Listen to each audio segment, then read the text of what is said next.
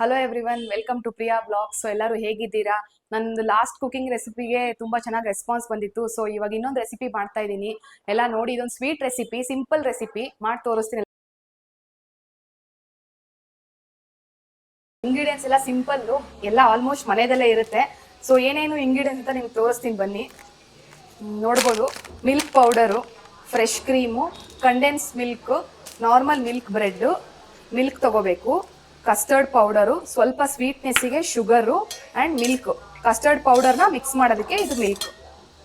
So boil ಆಗಿರೋ ಮಿಲ್ಕ್ಗೆ ಸ್ವಲ್ಪ milk powder and custard milk powder ಹಾಕಿದ್ಮೇಲೆ ಸ್ವಲ್ಪ ಕಸ್ಟರ್ಡ್ ಪೌಡರು, ಇದೆರಡು ಹಾಕಿ ಒಂದು ಸ್ಲರಿ ಮಿಕ್ಸ್ ಮಾಡ್ಕೋಬೇಕು.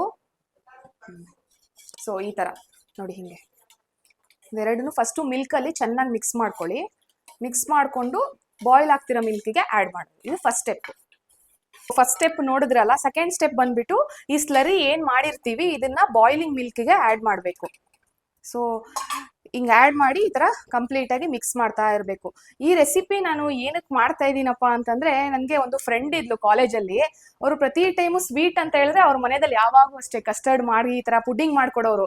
ನಾನು ಅನ್ಕೋತಿದ್ದೆ ಅದೇನು ಅಷ್ಟು ಕಷ್ಟ ಇರುತ್ತಾ ಏನು, ಅದು ನೋಡೋಕ್ಕೆ ಫುಲ್ಲು ಲೈಕ್ ಎಕ್ಸ್ಪೆನ್ಸಿವ್ ಡೆಸರ್ಟ್ ಥರ ಕಾಣುತ್ತೆ. ಬಟ್ ಈಸಿ ಅಂತ ಅವಳು ಹೇಳಿದ್ಮೇಲೆ ನನಗೂ ಟ್ರೈ ಮಾಡಬೇಕು ಅಂತ ಅನಿಸ್ತು. ಸೊ ಮಾಡೋಣ ಬನ್ನಿ, ಹೆಂಗೆ ಬರುತ್ತೆ ಅಂತ ನೋಡೋಣ. ಸ್ಲರಿ ಬಾಯ್ಲಿಂಗ್ ಮಿಲ್ಕಲ್ಲಿ ಮಿಕ್ಸ್ ಮಾಡಿದ್ಮೇಲೆ ಸ್ವಲ್ಪ ಸ್ವೀಟ್ನೆಸ್ಗಂತ ಶುಗರ್ ಹಾಕೋಬೇಕು.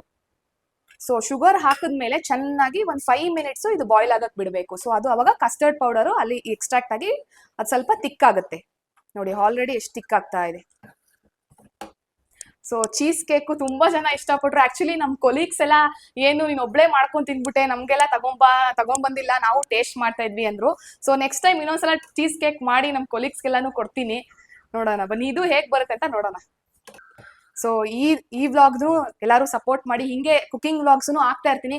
ಪ್ರಿಯಾ ವ್ಲಾಗ್ಸ್ ಅಂದ್ರೆ ಕಂಪ್ಲೀಟ್ ಎಂಟೈರ್ ನನ್ನ ಲೈಫಲ್ಲಿ ಏನೇನು ಮಾಡ್ತೀನಿ, ನನಗೆ ಎಲ್ಲಾ ಥರ ಆಕ್ಟಿವಿಟೀಸು ಇಷ್ಟ ಗೈಸ್. ಲೈಕ್ ಕುಕಿಂಗ್ ಮಾಡೋದಾಗ್ಲಿ, ಟೆಂಪಲ್ ವಿಸಿಟ್. ಸೊ ನಾನು ಏನು ಮಾಡ್ತಾ ಇದ್ದೀನಿ ಅದನ್ನೇ ಕ್ಯಾಶುವಲ್ ಆಗಿ ವ್ಲಾಗ್ ಮಾಡಾಕ್ತಿದ್ದೀನಿ. ಹೀಗೆ ನನ್ನ ಚಾನೆಲ್ನ ಸಪೋರ್ಟ್ ಮಾಡ್ತಾ ಇರಿ ಎಲ್ಲರೂ.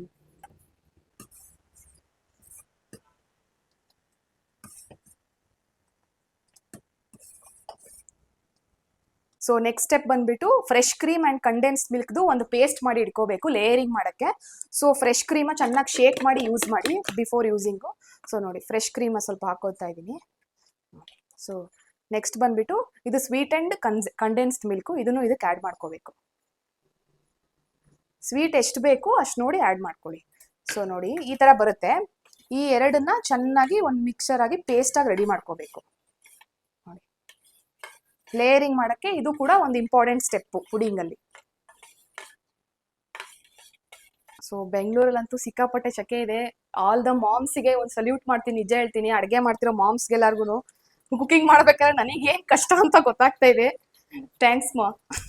ಸೊ ನೋಡಿ, ಈ ಥರ ಚೆನ್ನಾಗಿ ಮಿಕ್ಸ್ ಮಾಡ್ಕೋಬೇಕು.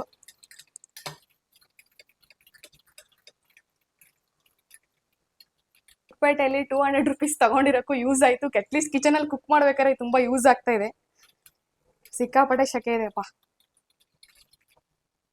So main ingredient bread. So ಬ್ರೆಡ್ನ ಸೈಡ್ಸ್ ಎಲ್ಲ ತಕ್ಕೊಂಬಿಡಿ, ಯಾಕಂದರೆ ಸೈಡ್ಸ್ ಇದ್ದರೆ ಚೆನ್ನಾಗಿರಲ್ಲ. ಸೊ ಸೈಡ್ಸ್ ಎಲ್ಲ ತೆಗ್ದುಬಿಡೋಣ.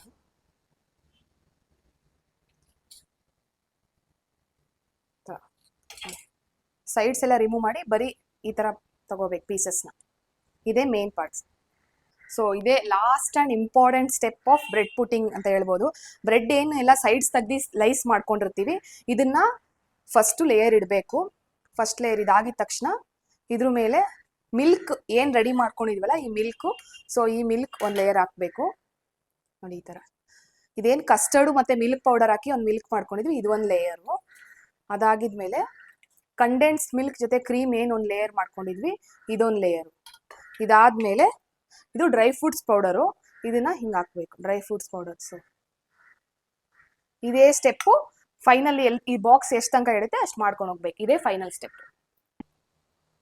ಸೊ ಇದೇ ಇಂಪಾರ್ಟೆಂಟ್ ಸ್ಟೆಪ್ಪು. ಇದೆ ಎಲ್ಲ ಹಿಂಗೇನೆ. ಎಷ್ಟು ಬ್ರೆಡ್ ಸ್ಲೈಸ್ ತಗೊಂಡಿರ್ತೀರಾ, ಫಸ್ಟ್ ಕಸ್ಟರ್ಡ್ ಲೇಯರು, ಆಮೇಲೆ condensed milk and fresh cream layer, ಮೇಲೆ ಡ್ರೈ ಫ್ರೂಟ್ಸ್ ಪೌಡರ್, ಹಿಂಗೆ ಮಾಡ್ತಾ ಹೋಗ್ಬೇಕು. ಫೈನಲ್ ಈ ಬಾಕ್ಸ್ ಎಷ್ಟು ತನಕ ಫಿಲ್ ಆಗುತ್ತೋ. ಸೊ ಫೈನಲಿ ಬಾಕ್ಸ್ನ ಫಿಲ್ ಮಾಡಿದ್ದೀನಿ. ಏನಿಲ್ಲ, ಇದೇ ಮೇನ್ ಗೈಸ್. ಫಸ್ಟ್ ಏನು ಮಾಡಿರ್ತೀರಿ, ಕಸ್ಟರ್ಡು, ಬ್ರೆಡ್ಡು, ಅದ್ರ ಮೇಲೆ ಕಂಡೆನ್ಸ್ ಮಿಲ್ಕ್ ಆ್ಯಂಡ್ ಕ್ರೀಮ್, ಅದ್ರ ಮೇಲೆ ಸ್ವಲ್ಪ ಡ್ರೈ ಫ್ರೂಟ್ಸ್. ಸೊ ಈ ಥರ ನೀವು ಈ ಬಾಕ್ಸಲ್ಲಿ ಎಷ್ಟು ಕೆಪಾಸಿಟಿ ಇದೆಯೋ ಅಷ್ಟನ್ನ ಫಿಲ್ ಮಾಡಿಬಿಟ್ಟು 2 hours ರೆಫ್ರಿಜರೇಟ್ ಮಾಡಬೇಕು. ರೆಫ್ರಿಜರೇಟ್ ಆಗಿದ ತಕ್ಷಣ ನಿಮಗೆ ಡೆಸರ್ಟ್ ರೆಡಿ ಆಗುತ್ತೆ. ಸೊ ನೋಡಿ ಈ ಥರ ಬಂದಿದೆ. ಈಗ ಫ್ರಿಜ್ಜಿನ ತೆಗ್ದಿಟ್ಟಿದ್ದೀನಿ. ಸೊ ಸಖತ್ತಾಗಿ ಕೂಲಾಗಿದೆ. ಇವಾಗ ಡೆಸರ್ಟು ಕಟ್ ಮಾಡಿಬಿಟ್ಟು ನೋಡೋಣ, ಟೇಸ್ಟಿಗೆ ಕೊಡೋಣ ಬನ್ನಿ ಹೇಗಿದೆ ಅಂತ. ಲೇಯರಿಂಗ್ ಎಷ್ಟು ಚೆನ್ನಾಗಾಗಿದೆ ನೋಡ್ಬೋದು ನೀವು ಪುಡಿಂಗ್ದು. ಇದ್ರ ಮೇಲೆ ಸ್ವಲ್ಪ ಅದೇನು ಸ್ಲರಿ ಇರುತ್ತಲ್ಲ ಹಿಂಗೆ ಹಾಕಿ ಟೇಸ್ಟ್ ಮಾಡೋಕ್ಕೆ ಕೊಡೋಣ. ಏನೋ ಫಸ್ಟ್ ಟೈಮ್ ನೋಡ್ತೀಯಾ, ತಿನ್ಬೋದಾ? ತಿನ್ಬಿಟ್ಟು ಹೇಳಮ್ಮ ನೀವೇ.